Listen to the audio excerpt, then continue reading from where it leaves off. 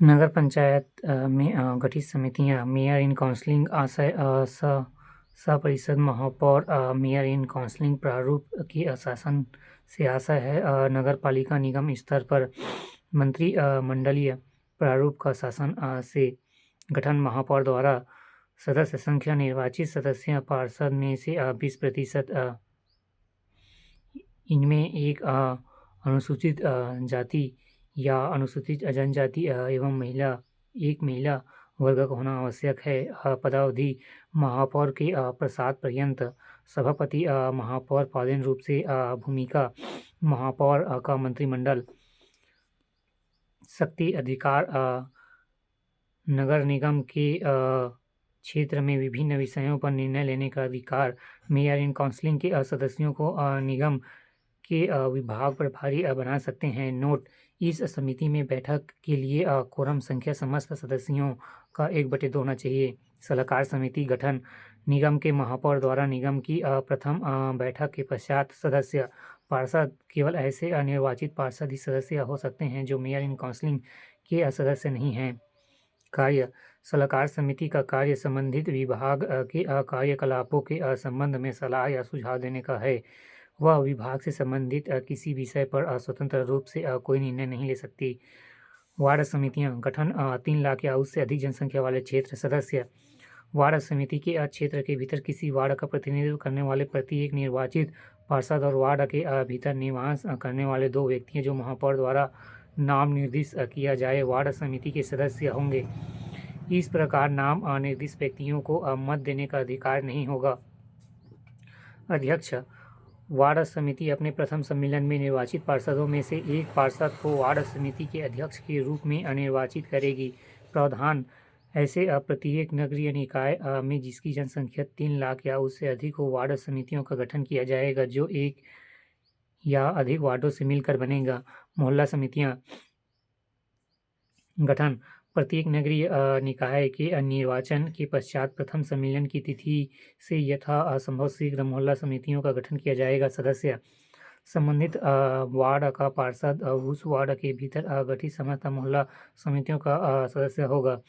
उद्देश्य: नगरीय निकाय द्वारा प्रदाय की जाने वाली सेवाओं एवं सुविधाओं के संचालन एवं साधारण में नागरिकों से संवाद की एक संस्थागत व्यवस्था हो। यह संवाद विभिन्न वार्डों में गठित मोहल्ला समितियों के पदाधिकारियों के मध्य से किया जाना परिकल्पित है। नगर पालिकाओं लेखा समिति गठन: प्रत्येक वित्तीय वर्ष में सदस्य संख्या 7 सदस्य निर्वाचित पार्षदों में से अनुपातिक प्रतिनिधित्व के आधार पर चुने जाएंगे। मेयर इन काउंसिलिंग के सदस्य इनमें शामिल नहीं हो सकते हैं। अध्यक्ष: सदस्य अपने में से किसी एक को अध्यक्ष चुनेंगे। कार्य: अंकेक्षण की रिपोर्ट पर विचार करना, अपने विचारों के साथ निगम को प्रस्तुत करना।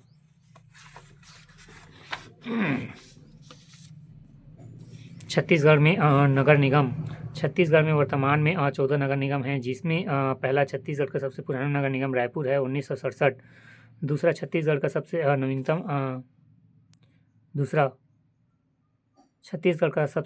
नवीनतम नगर निगम है रिसाली दुर्ग 2019।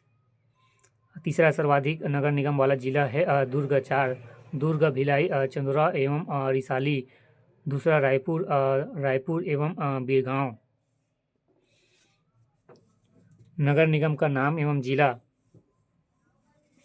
पहला अंबिकापुर सरगुजा, फिर चिरमिरी चिरमिरी भरतपुर, तीसरा रायगढ़, फिर रायगढ़, चौथा कोरबा, पांचवा बिलासपुर, छठवा बीरगांव, रायपुर, फिर रायपुर, दुर्ग, भिलाई, दुर्ग, चरोदा, दुर्ग, राजनांदगांव, धमतरी, जगदलपुर, बस्तर, रिसाली नवीनतम दुर्ग महासमुंद नगर निगम के रूप में प्रस्तावित है।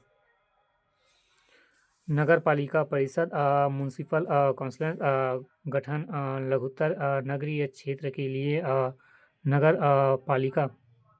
पालिका परिषद की संरचना: पहला नगर पालिका अध्यक्ष प्रत्यक्ष जनता द्वारा निर्वाचित। दूसरा नगर पालिका उपाध्यक्ष अप्रत्यक्ष। तीसरा वार्डों से प्रत्यक्ष निर्वाचित सदस्य पार्षद।